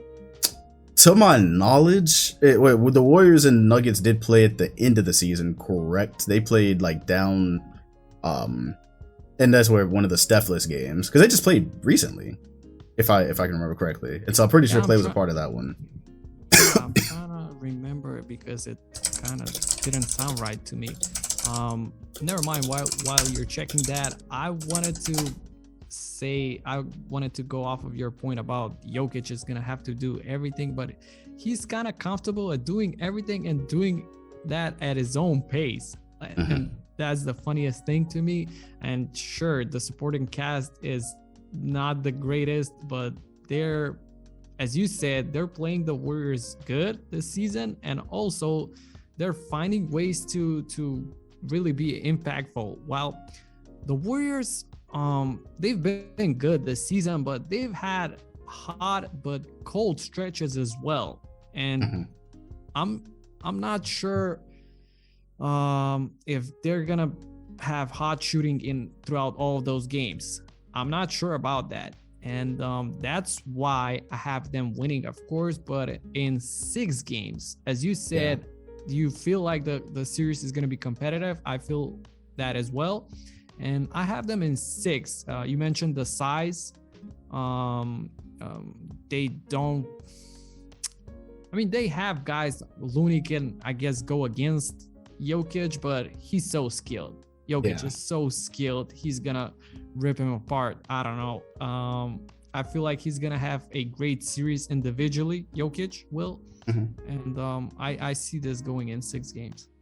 So I did look it up, and Klay Thompson played 2 of the matches against Denver this year. Of course, the first one was very early on from his return. So, shabby, not a shabby shooting night at all. Or I don't know how to use that term. Whatever. It wasn't a great shooting night at 5 of 15. Then also played them in March. So closer to down the stretch. He plays them in March. Why did I have it in my head that the Warriors played Denver like actually recently? Because that's over a month ago. Anyways, 7 of 20 that night. But either way, regardless of his shooting night, it's really just more of the threat of having Klay out there and how you have to adjust defensively as he's coming off of off-ball screens and such. So that's and he's showing some improvement pretty much at the last couple of weeks of the season, coming back from these injuries. So having him there is huge. Having Steph there is huge. And I just my actual prediction was Nuggets in 6. Warriors in 6. That's how I had that going. Right. I think the Nuggets will be able to get some games, but it's just a tall order to win a series against a team that has as much firepower Golden State has. The one thing that I will say is I'm really curious to see how Golden State handles the lineup now that they will be healthy. Because Jordan Poole was killing it in this time that Steph has been out. Right. And so do you now put Jordan Poole back on the bench? And if you don't put him back on the bench, what is your lineup? Steph, Klay, Poole, Wiggins, Dre? Is that where you're going with it? You sounded like you had a thought on it. I talked about this with a friend of mine early on when Klay came back, and he went through, his usual rough stretch after such an impactful injury, but then some time passed and the Warriors got in a bit of a cold streak, and I talked about this with a friend of mine. I was like, I know Klay is such a important guy and to all that the Warriors have done, but do you maybe have a talk to have him come off the bench and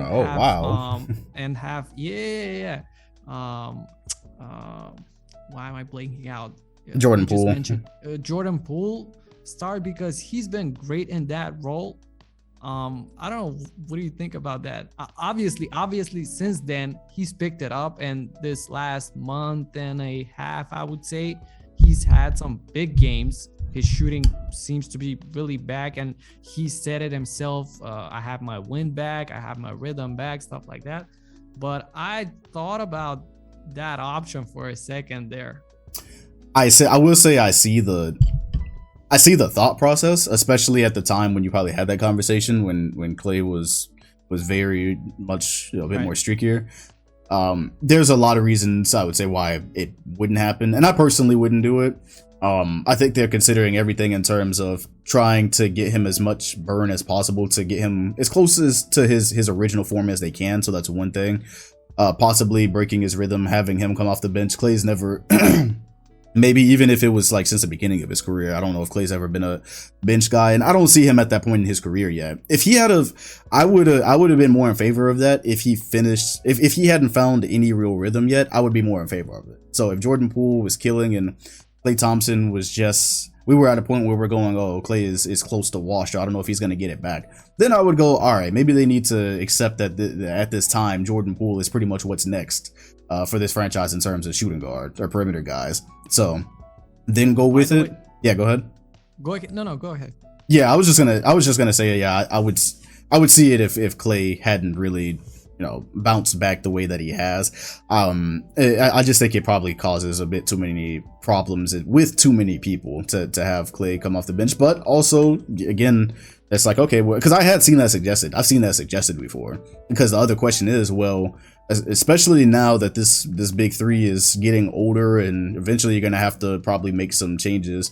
If you're not going to let Jordan Poole continue to blossom the way that he's been doing, by not benching Clay, well, what else are you going to do with the lineup? What lineup are you going to run? Because you probably have to get significantly smaller.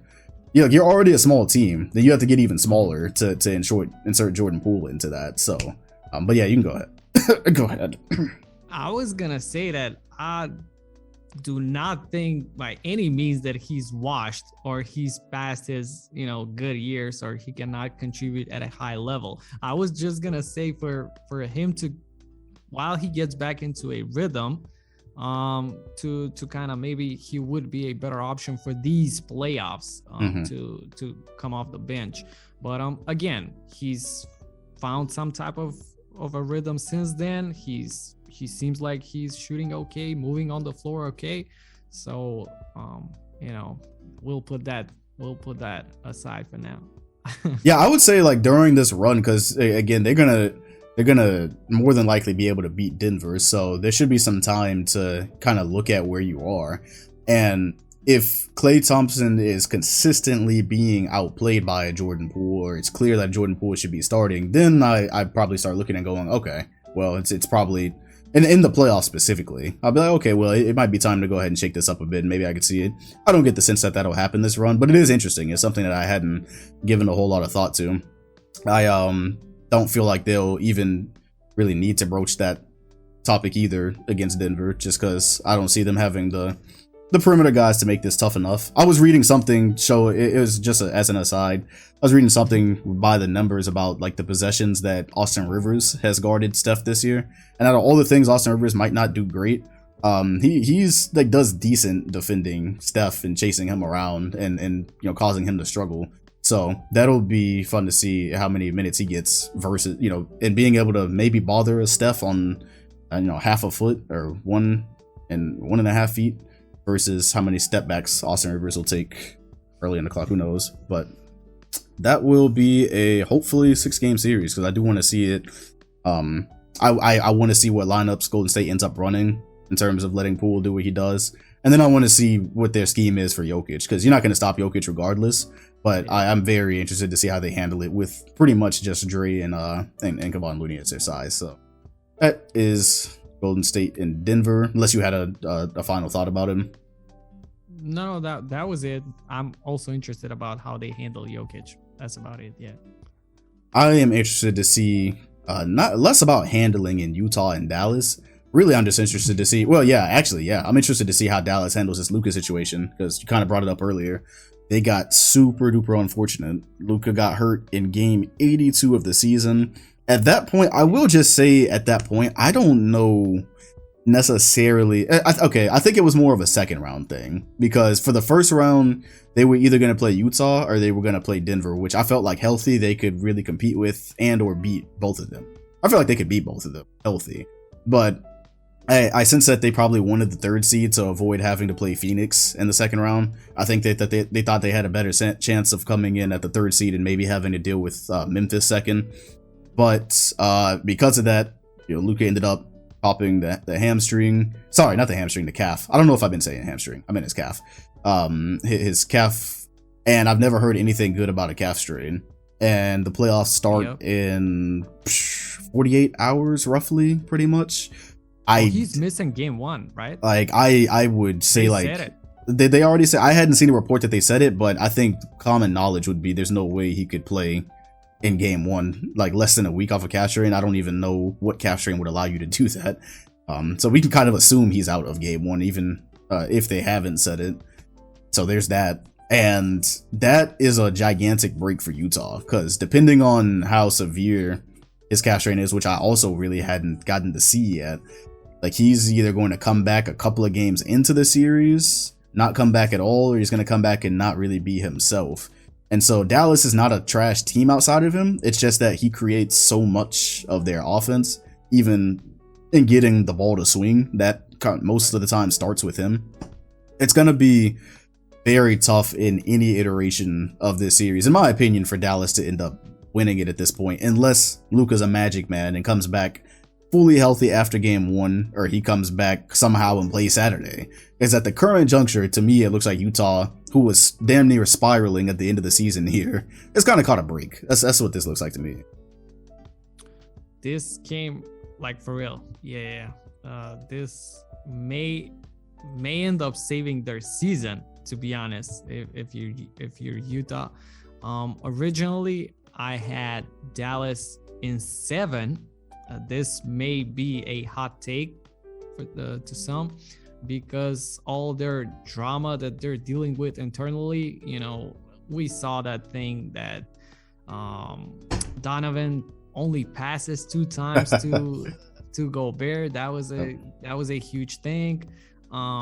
They sneak this each other, so that's something. But I kind of feel like they could have won 3 games against Dallas with Doncic.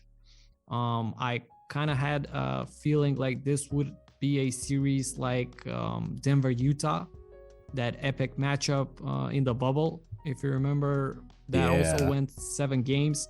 So I kind of imagined this to be something like that, a straight up shootout.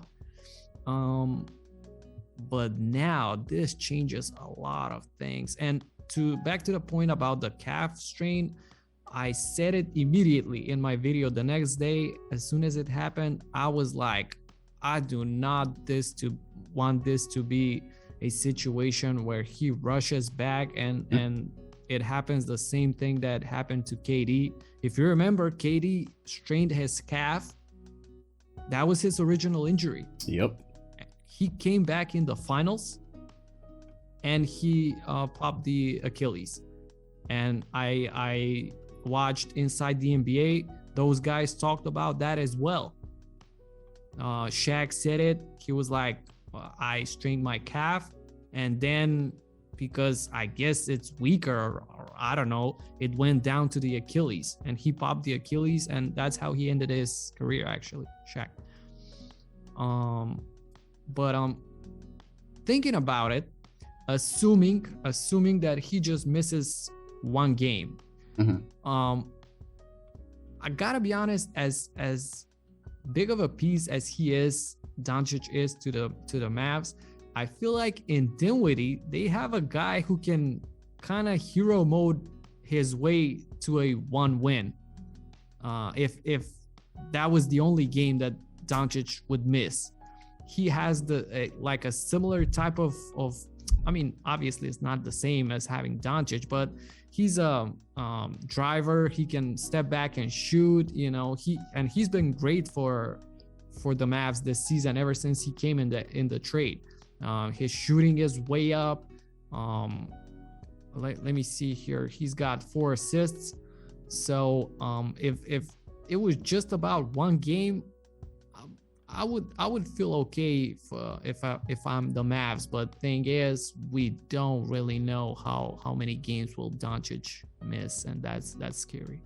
And that's what I hate, because that, and you hit on a lot of the type of things that I think about when it comes to Utah in terms of the turmoil that they're just kind of facing internally, and knowing that whenever they lose, especially if it's disappointing, this is probably the end for Donovan Mitchell and Gobert at some right.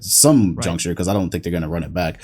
But the thing that I hate is, like, what if? Because Utah does a lot of, there's a lot of things that have happened to Utah in the last couple of years in the regular season and in the playoffs. And you do get that, what if Dallas finesses a game without Doncic? And then Doncic comes back. Now we don't even know what type of shape Doncic is actually in. Is he just going to come back and then start, limping halfway through the next game? There's just so much we just don't know. I have had that thought with Dinwiddie. And that's kind of where I go. And Dinwiddie's not, obviously, as he's shown in his stretch with Dallas, he's not washed at all, as people might have thought with Washington. A thing is, Utah can be competent enough offensively to get a game where Dallas at points is for sure going to be struggling. So if Spencer Dinwiddie finesses a game off of Utah, I will never watch a Jazz game again. I'll be honest. Like, I will never watch a Jazz playoff game again, because and Dinwiddie's been a great secondary, or even, whether it's him or Brunson, he's been a great second or third option. It's been awesome. But in a time where, this team is wounded the way that they are, if he's able to do enough, especially because he'll be on the bench at some points, if he is able to do enough to replicate what Doncic does, which off the bat he won't be able to, because right there Utah won't have to send doubles to Dinwiddie, which is a lot of what ends up getting Dallas their open shots, is guys are always sending doubles to Doncic, and now Dorian Finney-Smith has an open shot in the corner after he swings a couple of times, so that's already probably more or less off the table. But yeah, if Dinwiddie wins them a game and then Doncic comes back and Utah still loses, like there's just no way, bro. I don't want to hear anything related to Utah until they move the franchise. That's basically how I feel about that. But I could do we make the prediction now? Yeah, it's tough, right? It's tough because on one hand, if it goes how it should, and yeah, maybe Dallas can be competitive some games by having Dinwiddie, basically maxing out Dinwiddie and Brunson on creating. Even if they're able to do that, like if Doncic didn't play the whole series, I would be going, yeah, Utah's got to get this done in 5, honestly. And to your point very much earlier, when I was sure that Doncic was going to be if Doncic was going to be there, I had Dallas winning the series 100%. I've been eyeing that matchup for a long time, and looking at how Utah was going down the stretch, I felt like Dallas could definitely get that in 6 or 7. And 7 if Utah is just super competitive, and 6 if they realize it's the end and they just kind of lay down. So that's the way I had that, because it just, without him, so much disappears. Even Dwight Powell. Like, how effective is Dwight Powell without Luka? You know how many lobs that Luka throws him just off a pick and roll and creating that? Like, that's off the table without Luka. It just changes entirely. So, well, in your question, that's why I said only one game, like hero mode, a bunch of things go their way. Spencer hits a ton of tough shots. That's why I said for one game they could survive. But yeah, obviously not for the series. With the information we have right now, I will pencil in Utah in 6, and that's like accounting for Luka coming back half strength or something, or a hero mode game. Like I'm just factoring that in. Like Utah is still good enough offensively, they should be able to get that done. So Utah in 6, and like Dallas. I don't know. I just don't know with Luka if he's even slowed. It just gets really tough. But I did want to ask, just in a world where this is healthy, maybe what you thought about Luka versus. It's not necessarily the Luka versus Gobert matchup, but inevitably Gobert would end up switched on to him on multiple possessions, because that's just kind of how things go in Utah. However, with Luka not really being huge on foot speed, is that something you were looking at when Dallas and Utah, when it seemed like they were going to be able to play a playoff matchup healthy? Had you been looking, saying maybe, like, I feel like Doncic, even though he would still probably average over 30, I feel like Doncic is one of the better matchups for Gobert in terms of that specific defensive maneuver, because otherwise it's like a Steph or it's a Ja or something like that. I was wondering if you had been thinking about that beforehand. Yeah, for sure. And there was that one game earlier in the season. It went down to the wire, and down the stretch they isolated Doncic on Gobert, but he did a good job defending it. And you said it, he's kind of slower, that's the perfect matchup for Gobert, and Utah ended up winning this game. So obviously there's gonna be isolations, but I feel like Gobert can hold his own in that matchup. That's my personal opinion, and that's part of the reason why I pick the series to go 7 initially, even with Doncic healthy. So yeah, and that's also an interesting point now with Doncic being out, is the fact that, well, technically, because we know, like, when you go against Utah, it's a heavy diet of pick and roll, and Dallas was heavy on pick and roll anyways. Even without Luka, we know those switches are probably still going to end up happening. Like, Donovan Mitchell doesn't really fight over screens like that. Utah doesn't have great perimeter defenders, so now it gets interesting of how much can they try to go at Rudy with Jalen Brunson or Spencer Dinwiddie, because they're probably a little bit quicker. If that's the only thing they'll do better than Luka, it's be a bit quicker with the ball off of, maybe attacking the rim, or getting to the 3-point line off of a switch. That'll be really interesting to see how much Dallas tries to lean into that, because they're gonna have to find something to live without him, and that's As we've seen in many matchups prior, that's basically what you go to with Utah, which is why they shouldn't be playing together next year. Rudy Gobert needs to be on a team with perimeter guys that can allow him to just be what he is, which is a great rim protector, great screener. Let him be a great big man, but Utah doesn't really do him service. Well, that only leaves Phoenix, which so that one's a bit more interesting than Miami. Again, we don't know who's playing yet, so don't have a official prediction, but okay, yeah, they would dog walk the Pelicans. They're not there yet. Like, Phoenix is they're basically royalty this season, so eat the Pelicans up. But I am definitely interested in a Clippers Suns series, just because this Clippers team pushed them last year, and the Suns have improved a lot since then, but still the Clippers did push them without Kawhi Leonard. And so as a 1-8 matchup, I've at least been looking at that as something to keep my eye on. I was gonna say, Phoenix watching this playing game, I think they want to see the Pelicans. The Pelicans, like a younger, more inexperienced team. I use this saying a lot. They haven't learned how to play. You know, they haven't figured out how to win. And Phoenix have that on automatic.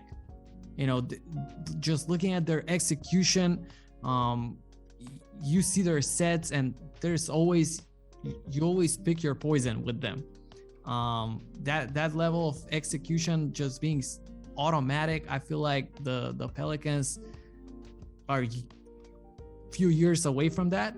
And if I'm the Suns, I'm watching that game, I'm not trying to face the Clippers in the first round. You know, you could have a lot of different easier matchups with the Pelicans on position by position basis. So for sure they're gonna win against Clippers as well, but I feel like they would want to see New Orleans in the first round. Yeah, exactly. Because in New Orleans, I don't even think you're playing a team that believes they can win that series. Yeah, you get New Orleans, you get a team that's just roll the ball out there and play and go at it. And it'll be definitely, fun to watch them chase around an Ingram and a CJ, but just like even scheme wise, there's just not a lot the Pelicans can do to beat them and bother them. The Clippers, again, there's a book that they have from last year on how to bother them. Or at least how to try, because again, I don't want to discount the improvements that Phoenix has made. They did not come back the same team, but in the Clippers, you get a squad that definitely thinks that they'll be able to compete, and then reality will set in, just like it did last year. They'll inevitably won't end up being enough firepower from the Clippers to be able to win a series like that. But yeah, just like your options are, this Pelicans team who will be dangerous next year, or Tyronn Lue and Paul George and this Clippers team that has basically just been surviving the whole year and now have PG back. But yeah, I would still have Phoenix winning that one, even if it would go 6, and if the Clippers would be able to finesse some of that. If you're Phoenix, you won 64 games, you would rather be rewarded there, and playing the Clippers isn't necessarily a reward. But that's what I got. This is a crazy playoff bracket. There's no super teams here. Even if you look and say like Phoenix has been the best team in the NBA and they should win, I don't believe that there's a way to just call it, because there's just so much variability in this bracket. So I am 100% looking forward to this. I hope there are some upsets just for the chaos. I don't want to see Memphis get upset, but if Minnesota somehow pulled that off, oh boy, that would be a chaotic night on in the NBA universe. And yeah, of course, Boston and Brooklyn. Man, there's just a lot to love here. So play-in games tomorrow: Pelicans, Clippers, Atlanta, and Cleveland. We will see how this works out. And yeah, Heat Check, definitely thanks for coming back. We got the professional mic out here now, so people will be able to hear everything you had to say in crisp. I don't know how to classify audio, but yeah, no, it was good. Thanks for coming back. Hey, thanks so much. And at the end, I want to say something. Huge shout out to you. Your knowledge, you give great takes, and you mention things that sometimes I haven't even thought of. I know that on YouTube I'm kind of known as the breakdown guy, as the analytical guy and stuff like that, but your knowledge is really solid on another level, and I have no ego, no whatever you call that, to admit that you kind of, I feel like you know more than me, for real, bro. Like just listening to you talking, you really know your basketball. So keep doing what you're doing. I wanted to really say this on the podcast. I've been saving it. I felt like I should have said it the last time, but coming on here, I was like, I'm for sure mentioning this, and you really backed that up with everything you said throughout this podcast. So just wanted to give you a huge shout out. Hey, no, it's a good thing you saved it for this time. Now other people can hear it fully, clearly. But yeah, no, 100%, much appreciated. I'll have to take that and clip that from anytime I get trolled on Twitter or something like that. I'm about to just post that and move about my day. But 100%, much appreciated. I do like to take a break from trolling on Twitter every now and then to like actually talk basketball. That's what this podcast is for. That's what the videos are for. And you got it too. Like the Heat Check channel is crazy. It's always been one of my favorite. The production quality on that, the breakdown is definitely my favorite genre in terms of NBA YouTube stuff. And b-ball breakdown, thinking basketball. I just love that type of content. So yeah, no, man, much appreciated, and definitely keep doing what you're doing. For people listening, once again, this is a YouTuber himself. So if you go in, you search up Heat Check NBA on YouTube, you're able to find this stuff. Super high quality. You got a whole like studio now with all types of technology going on for those breakdowns. Shit is crazy. But yeah, 100% recommend. Check that out. And yeah, I definitely don't bring anybody on the podcast I wouldn't recommend checking out. So thanks so much. God damn it, I forgot. Also, yeah, rate the podcast. I forgot to say it at the beginning, so it'll probably fall off, but whatever. I appreciate y'all been rating up to this point on YouTube, Apple, or Spotify. It's almost at 700 ratings on Spotify, so much appreciated, and let's get playoff basketball started. Let's go.